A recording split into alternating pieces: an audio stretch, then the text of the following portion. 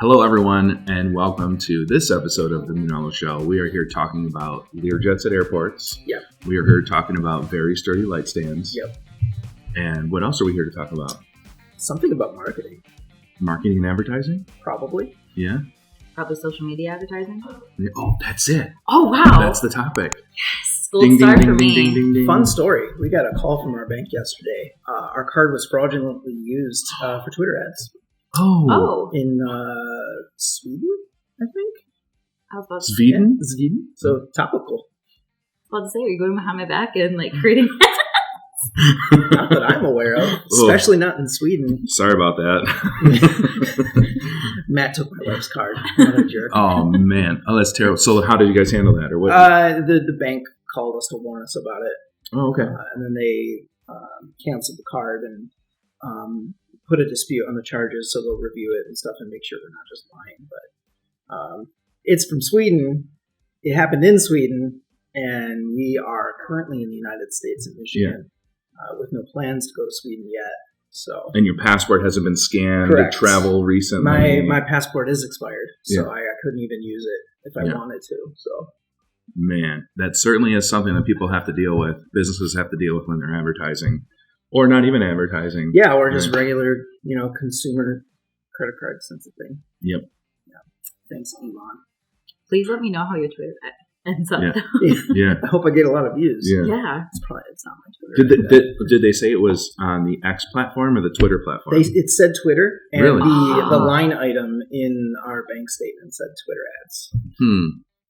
Oh, So so they Twitter haven't- has you in fully. They haven't changed. They haven't Yeah. changed their back end finances to Yeah, say they're to say legal. X. Yeah, their articles of organization in their state. Yeah, Whichever state that is. awesome.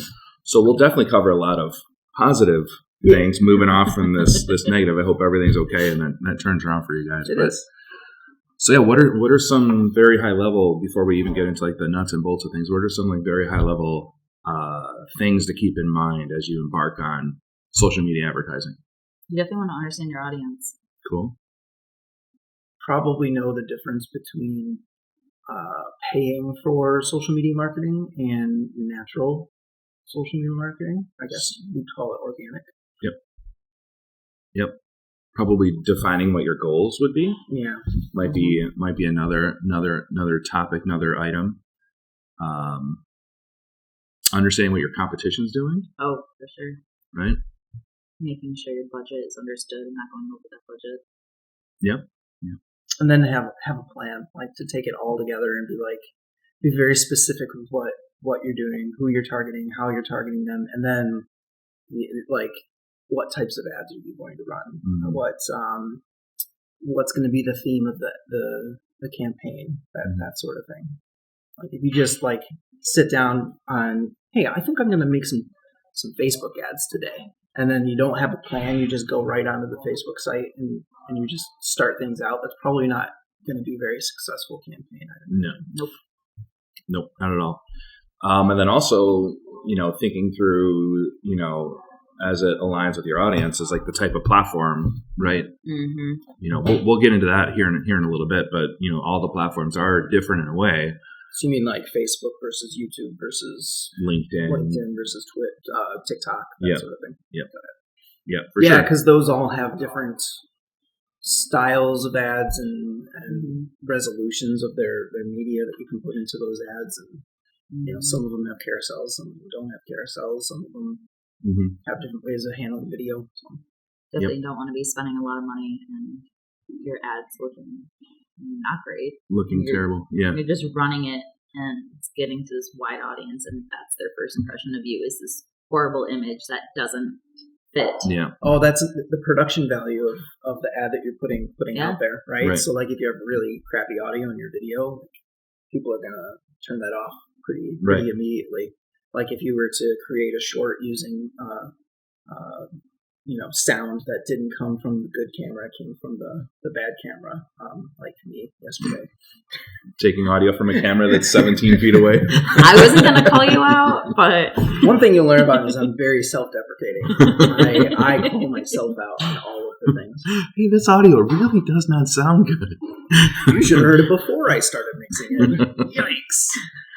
Awesome. So let's talk about knowing your audience, because obviously that is probably one of the very first things you want to think about, especially when starting your business, embarking on any type of business initiative, especially when it gets into spending money and putting ads in front of people.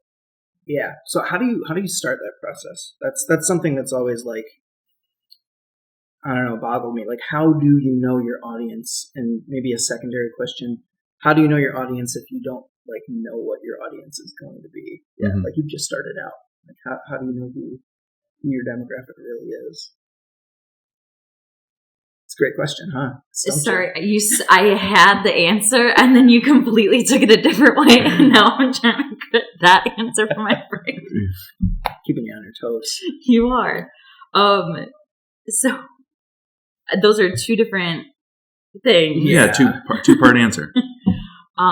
When you're starting your business, I think it's when you create your product or you start your service, you have a demographic in mind that you definitely want to go after. And then it just kind of naturally comes in. Please correct me if I'm wrong at any point.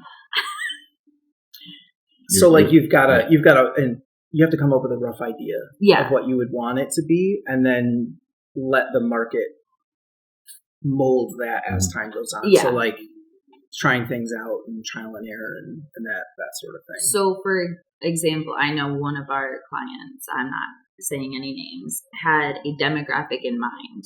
And that demographic was young college students and young families. And they were not reaching that demographic. They were shooting for more of the older demographic.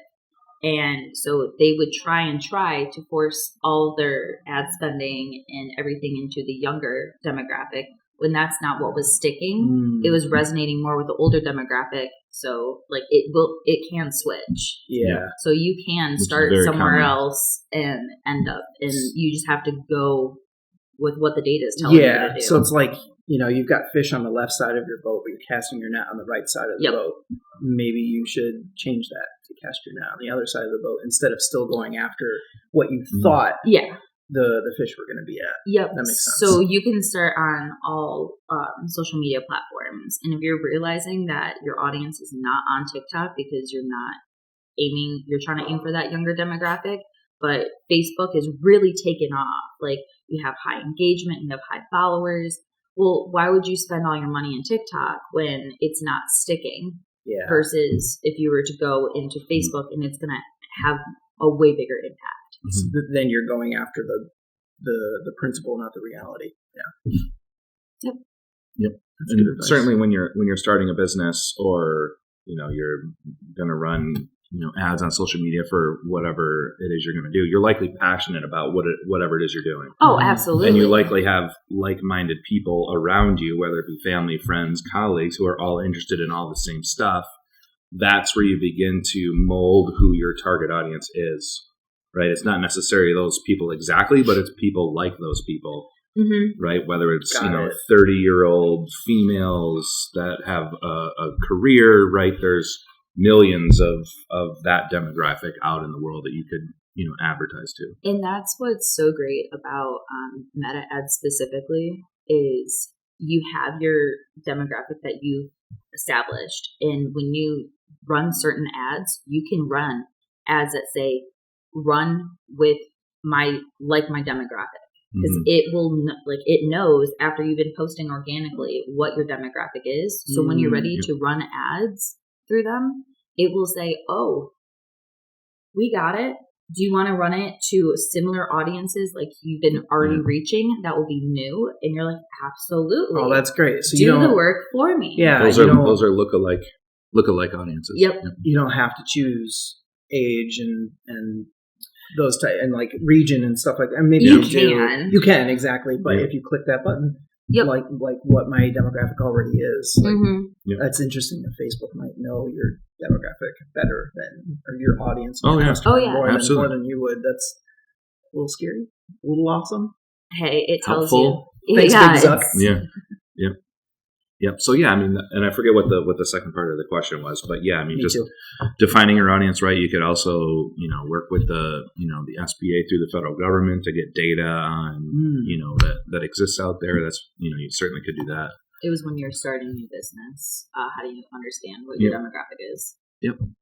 Yeah, like-minded Oh, people okay. like yourself that are passionate about all the same stuff, right? You're not the only, everyone is unique in their own way, but they're things that they're passionate about. They share that with, large groups of people. Got it. And then thinking through, I still forget what part 2 was about that. Was part 2 about the starting the business or knowing your audience and starting the business? Yeah. Thought so. Okay. Okay.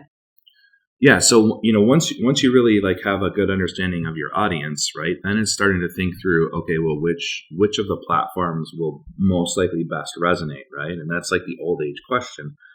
Should we just be on Facebook? Should we just be on LinkedIn? Should we just be on TikTok, right? And if you're just starting out or you're fairly new, from an organic perspective, right? Before you even jump into like paid advertising, you certainly should dip your toes into each of the platforms from an organic standpoint and use the platform for free, Mm-hmm. right? Don't pay for posts, don't pay to boost, don't pay for advertising just yet. Really get an understanding of the different platforms, play around with different formats, right? Mhm. TikTok, you basically have short video, right? But, all the other platforms other than like YouTube, right? But Facebook, Instagram, Twitter, you can play around with text. You can play around with images. You can play around with GIFs. You can play around with video and start to understand which platform and which type of content actually resonates and has the highest engagement. Mm-hmm. And then consume that content too, so you Yep. see Mm-hmm. what those platforms are serving to you, Right. and Mhm. that's generally like what you would want to serve Right. from your content. Mm-hmm. Trends specifically is what we're talking about here. So, Yep. like what other people are doing in their videos and the music that they're using and stuff like that. Right. Especially when it comes to TikTok, Yeah, music is yeah. everything. Yeah. Part of the algorithm. Yep. It certainly grabs people's attention right away, right? Then as you begin to, analyze the different platforms, right? You're just really like absorbing a lot of data. Like you mentioned earlier, if you're getting 0 engagement, 0 likes, 0 shares from, TikTok, it doesn't mean don't exist there. It just means that, okay, well, maybe we should not spend money there. Maybe we don't, throw ad spend there. But it's certainly a good idea to continue to exist there because the thought that your target market only exists on one platform is false, Mm-hmm. right? In the morning, they're on, they're on Facebook. They're at work. They might be on LinkedIn. Later in the day, they're on Instagram checking out, photos. That can even shift Yeah. with trends too. Can So shift it's with not trends. only like every day that they're changing it, but TikTok suddenly becomes super popular, Oh, yeah. and Snapchat suddenly like drops down to practically nothing, right? Like Yeah. that happened kind of overnight, Mm-hmm. Yep. almost, and that could happen again. They're Instagram comes out with a new feature that puts them on top, and everybody jumps over to strike. word Yep. on the market is that Instagram is on the dying down is dying down because they're not a huge video platform, and that's where everything's going. Yeah, but is they're video. trying to be. Oh, they're Yeah. trying. They're trying very hard. They're encouraging it. And, Yeah. yeah. In my opinion, I don't think Facebook will ever die just because it literally can take anywhere from someone in middle school to someone who's on the other end of the spectrum, who's on the older When you're side. in 'Cause, retirement, yeah. yeah, it's a platform that it's so user friendly and everything, but Kind of sets the standard. Yeah, it's Yeah. universal. Yeah, for sure. word on the street is Instagram's on the decline. It's gonna happen. I don't know. Yeah. But that can always change. Oh, yeah. They're always looking to change Oh, things yeah. in general. So, Right. who knows? And there's Threads, Mm-hmm. which is launching in the UK. I think. I too go to Joanne Fabrics every now and then. Yeah. Yep, it is a good store That's if what you we're talking about, right? if you need fabric. Yeah, Threads. Yeah, Shows how relevant that is. needles and yarn. I have not jumped on the Threads train. What about crocheting? Fun story. I learned to crochet when I was in high school. Oh. I have since forgotten. But Okay. Did you attend the underwater basket weaving class? No, because I was in band, and that was my forced elective. I couldn't. There wasn't any room for other electives. So band kids don't get to take those, at least in my 4 years that I went to high school. But the band director did always make jokes about learning underwater basket weaving. That's always been the joke. It's interesting that wasn't just at my high school. My mom makes that joke all the That's time. fun. Hi, Mom. Mom getting a shout out.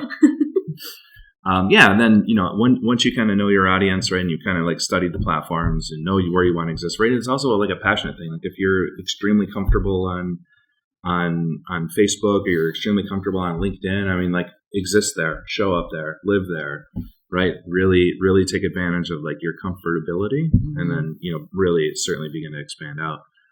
But then we get into, creating engaging content. And when it comes to ads, right, you certainly want to make sure that your ads are engaging. You're attracting, right, you got brand recognition going on in there. You're connecting with the audience, and you're directing them to, where you want them to go. Landing page, fill out a form. Certainly with organic content, right? We'll talk a little bit less about organic content. It's more about advertising. Organic content doesn't necessarily have to be engaging all the time, right? It can just really be just, giving out value, telling jokes. We throw jokes up on our informative, right? How-tos, right? Really, teaching people depending on what industry you're in and what your business does. But then once it comes to ads, certainly got to be engaging. Yeah. Have you guys clicked on any social media ads that were like really engaging recently? That you're comfortable sharing? Way too many with the holidays. Yeah. Yeah, we are in the holiday area. Every now and then I'll see one that kind of piques my interest enough that it overrides my desire to just like ignore ads all the time. But it's pretty rare. Like it really, really, really has to catch my attention or be like a really cool like product or something like that for me to click that button. Monica's over here with her face. She's like, ad. Oh yeah, ad. My ads are way too targeted. Like all my favorite stores, like are they just key in on they you. They know. Got Sephora, got Abercrombie. Like they're like, hey, we have a sale, and I'm like, oh my gosh, all right, looks like shoot, woo, going there now. Deal. My ads are all photography influencers and tech influencers, so I don't get products. I just get people trying to like get me on their coaching services and that sort of thing. Mine is so I don't see the fun shopping, stuff makeup, and especially then I'm buying stuff for my mom, my brother, and my dad for the holiday. It's like, oh, Amazon sale or this sale, and I'm just like, oh, well, there we go. So what is it about the ad that is engaging? The people usually. Like, you can have those ads that just show a product, and it's just like, I don't know, like a shoe. Like a shoe with a mountain in the background or something like that. That means nothing. But when a person is there and they're talking about it or they're using it or... So is it a video or like a still photo? Usually a video is what gets it for me. And it's the ones where I feel mad about it because I don't know it's an ad at first. Until after I'm like, well, this is a really interesting video, and then I look down and it says sponsor at the bottom. Yeah. And at that point, if I like the thing and the video has caught my attention and it's good, I'm like, okay, this is pretty good. I'll keep watching it. But if the video sucks, I get mad at that point because now not only have I been duped into thinking that this video is just a video, it's a sponsored video and it's bad. So I'm like, you have wasted 3 seconds of my time. That's very valuable. Yeah. All right, your turn. What usually grabs your attention? There's two things. It depends on what platform I'm on. So if I'm on Facebook or Instagram, actually a still photo that has a big sale and it will say like a certain percentage off, I'll go. Because I'm already loyal to that brand, and that's a whole nother beast is having people loyal to your brand. You can throw something simple at them and they're going to go, okay. Just like how I am. If Sephora is going, hey, I have a sale. I know I love it. I know I love the products. I'm going to go right there. It doesn't take much effort. So if you see sale 30%, you're in. Yeah. could be a white ad with black text that's still sale 30%. Sephora, boom, I'm clicking that. Yep. That is a great contrast. Yeah. Yep. Like there's a reason why we went down this path. Yeah. But on the same spectrum, like you, where you're saying video, if I'm scrolling through TikTok, I follow lots of influencers. A lot of them have to do with clothing and makeup and girly things, but they are a lot of influencers, and they do sponsored ads. And a lot of times they hide them so well because they believe in the product.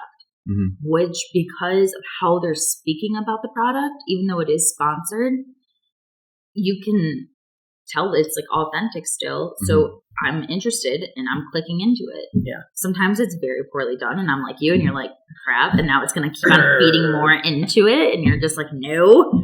But a lot of times it's done very nicely.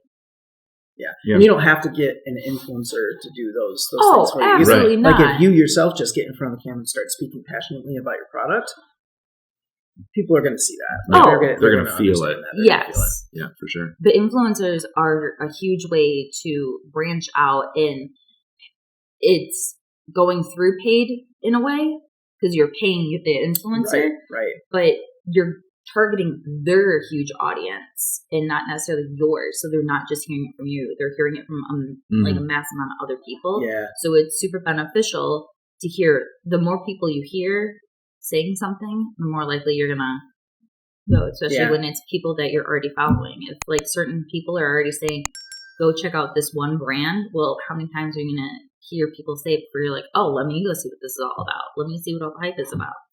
That's interesting. It's like a two-pronged approach. Like you hire the influencer to do their thing, and then they produce videos for their channel that you probably also have access to then. And then you make ads with those videos targeting other parts, maybe including their audience. And then you get touch points on their audience, and you also serve it to people who are outside of their audience. I know a lot of companies that do that. They pay lots of influencers to do it, and then they take what influencer did it best, and then they run their specific ads on their platform. Yeah. So I'll see it from the influencer that I'm following and that specific brand. So it's both going out, but it's that same person. Yep. And then that's the two of the touch points, 7 touch points or something you need before a customer is willing to purchase from you. Yep. That's kind of genius. Manolo can be your influencer if you want. Yeah. I mean, we're nice, we're cute, right? We have an analytical way of doing things, and we have a visual way of doing things. Right. We got the spectrum covered. That's for sure. But yeah, it's a really good understanding and realization that everybody's different. Yeah. You never know what it's going to take someone to commit, right? Like, oh, I'm gonna click this. It could be as simple as sale 30%, or it could be as simple as a low fidelity video, low production value that was authentic and someone was touched by. Yeah. And that's interesting because both of these types of people exist within your audience. Oh, absolutely. So you can't just all the time do one and expect to hit everybody. Funny you bring that up because that's where A/B testing comes in. Boom. Slide right in. Nice segue, right? I didn't even see the notes of what we're talking about today. Like, look at that. That's... The notes are all up here. The notes are precognizant. That was an organic segue. It was. Wow. But wow. Awesome. We're just out of control.